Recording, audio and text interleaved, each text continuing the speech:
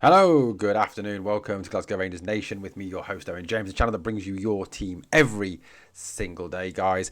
Look, we're not, obviously, summer transfer window is not open yet. Summer transfer window will be slightly different this year, however. Apparently, it will open for 10 days before the World Club Championships. And it will close after 10 days. And then the World Club Championships will take place. And then it will open again. Yes, that's so clubs like Real Madrid and Milan and so on and so forth can buy players for the World Club Championships. Joke. I mean, it is a joke. Let's face it, a bit of a joke. But hey, what? You know what? It's FIFA, it's UEFA. Has anyone surprised at the ridiculousness of FIFA and UEFA and how absolutely pathetic they truly are? Right, we're going to talk about a link that's emerged today for Rangers. Now, look, I'm not saying this is gospel. I'm not saying this is definitely happening. But what I am saying is that it is an interesting link to a striker. I think Rangers do need to go out and get a striker this summer. I think that has got to be top of the list of priorities. Now, look, we are obviously still looking at bringing in the transfer trading model. I think this is the perfect summer to sell Cyril Dessers. The guy's 30 years old this summer. If we can make our money back on, or even perhaps make a small profit on him, now is the time. He's going to obviously be more saleable at this time than ever before. Now, people talk about, obviously, his goals this, his goals that. But I would argue that he's too inconsistent to rely on. In games where it really counts, he hasn't produced the goods. So for me, we need to look at someone more reliable. We need to bring in a striker who is more clinical. We've obviously got Hamza, hopefully staying. Hopefully Hamza stays. So we've got Hamza. Danilo, look, people have talked about, we need to sell Danilo first. Danilo is not going to be saleable. He's not saleable this summer because he hasn't played enough first-team football due to the injuries. Now, the injuries mostly are all contact injuries, which are not his fault. They're down to bad tackles, bad decisions by opposition players. So, I think getting on Danilo's back over injury is a bit ridiculous, to be perfectly honest with you. But look, the link that we've seen is to an Israeli striker. That'll upset the other side of the city and all the wokerati that hang around, obviously with everything that's going on. But look, let's get this right. It's got nothing to do with the Arab-Israeli conflict. It's got nothing to do with freeing Palestine that doesn't even exist, a country that doesn't exist. I mean, let's face it, if Palestine exists, then might as well have fucking Narnia in the World Cup qualifiers. Let's get politics out of sport. Let's concentrate on these guys for what they are. They're footballers, okay? Whether it's Lil Abada, who was chased out of Celtic by the hate mob, or this guy here, we're going to talk about Dor Turgeman. These guys are footballers. They exist to play football. They're not politicians. They're not soldiers. They don't come out and make statements about the war, about what's going on. They want to play football. That's all they want to do. And get politics out of sport. Let's get it well out of there, and let's just not talk rubbish. I mean, I've already seen a comment on social media about this move. That from a Celtic fan saying, "Oh, that typical Rangers signing a genocidal maniac." Well, how is he? He's a footballer. What has he got to do with what's going on in the war in Israel, between Israel and Palestine at this moment in time? Nothing. So shut your faces, you idiots. Right, so let's have a little look at this guy here, Dor Turgeman. He's young. He's up and coming. He is certainly very highly thought of. He's seen as being one of the up-and-coming talents in Europe. Does very much fit that trading model. Fits the type of player that Niels Koppen has been looking at, in terms of the players we've signed already. The Mo Diamondes, Connor Barons, Lyle Camerons, Hamza Igermans. These are young, up-and-coming, talented players. Dor Turgeman is 21 years old, so very much fits young, talented, up-and-coming talent. He is 1.86 metres tall, which puts him about 6'2", 6'3". It's a decent-sized striker, but he's not just this big, tall striker. He's also quite quick as well with it. So that is a big positive with him. Now, his value is around about £4 million at this moment in time, so again, not massively unaffordable. Now, I know what you're thinking.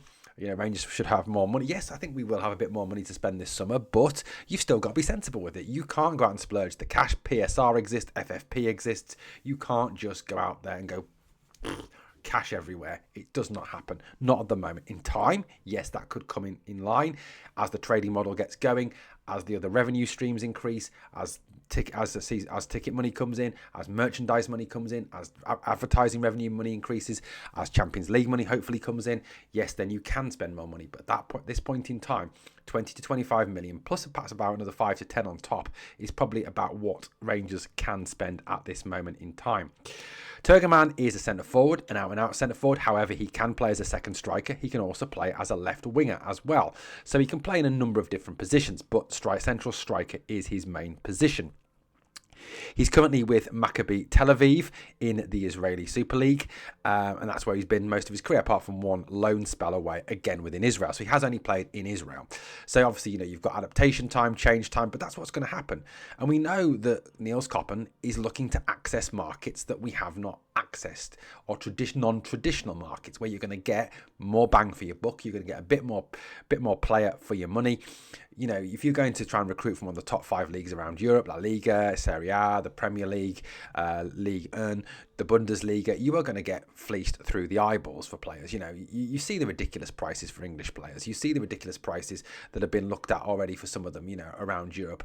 I mean, young up-and-coming French striker Hugo Ekitike you're looking at somewhere in the region of 40 to 45 million. Someone the other day on one of the comments mentioned Benjamin Sesko. I think he's Slovakian or Slovenian, I can't remember now. But anyway, 65 million is his buyout clause. So, realistically, you're not going to get players like that coming to Rangers. It's just not going to happen. This sort of guy here, Dor Turgeman, is very much in that price bracket.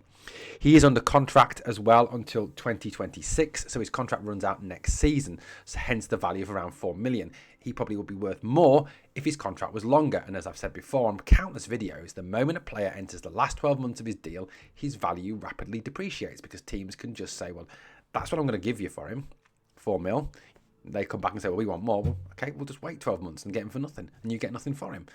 Easy. The club does have an option of 1 more year to extend, okay, but even then still, with that option to extend for a further year, still puts 4 million as a reasonable price for the player. He's both-footed as well. He's not massively left or massively right. He can use both feet, which obviously as a striker is an exceptionally useful skill, because you can go either way. You can confuse defenders. He is a good footballer. Now, in terms of his stats this season, and he has played in the Europa League as well this season. He's made 7 appearances in the Europa League, scoring a goal and an assist. You've got to remember that he's playing for Maccabi Tel Aviv. He's not playing for one of the big teams. So, that does sort of put it into a bit of perspective. But however, in the Europa League qualifying, he scored 3 goals in 4 games, 2 assists, 5 goal contributions in 4. He's played over 2,000 minutes of first-team football this season for Maccabi Tel Aviv in the Israeli Super League, in the Europa League, and in the Israeli Cup. So his stats for all competitions this season: 17 goals in 35 appearances, just under 1 in 2, 6 assists, so 23 goal contributions in 35, averages 141 minutes per goal. And people might say, well, surely you should be scoring more goals. We should be going for players who've scored more goals. What you've got to remember is, the moment you start going for players that have got records like 35 appearances, 30 goals, or 25 goals, or 28 goals, something like that, you're talking big, huge amounts of money. And again, that's something we simply cannot afford. And even with new owners, with the restrictions of FFP, PSR, we just can't be doing. So look, at the end of the day, I mean, I don't know about the competitiveness. That's not easy to say, of the Israeli Super League, because I'll be honest with you, I don't watch Israeli Super League football. It's not one of my top watches. I watch Serie A, I watch La Liga, I watch all those things. That's fine, but I don't. Look, I'm going off reading scouting reports of this guy, watching videos of this guy. He looks a good footballer. He looks a quality player. So, this would be a very good signing for Rangers if it is one that we are genuinely interested in. At this moment in time, it does seem like this is a genuine link, and this is a genuine player that we could well be looking at to buy in the summer. It's progression again. It's buying young players who can make a difference. And look, he's the sort of player, like I said, at his age, can develop, can get better, and then you're looking at making a major profit on him. That is the way this club has to go, has to operate if it's going to be profitable. You can bet your bottom dollar one of the reasons that the 49ers and Andrew Kavanagh were interested in this club was the fact that we were moving towards this player trading model, working the same as, to a lesser extent, as Brighton, as Brentford, as Bournemouth in the Premier League. Clubs that have really had massive success by using that trading model. That's another thing you've got to remember.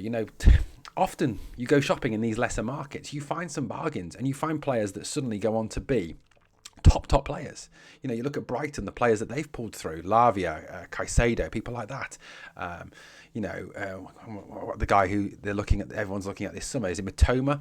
Everyone's looking at this summer. He's another one. You know, look, so this is a recipe for success, and this player looks good. He looks decent, and he looks a decent signing. And people say, well, does it depend on who the new manager is going to be? Well, no, of course it doesn't. Not at this stage. Why not? It doesn't. It doesn't depend it doesn't depend realistically on the player, on the manager. Sorry. Niels Koppen is the guy buying the players, okay?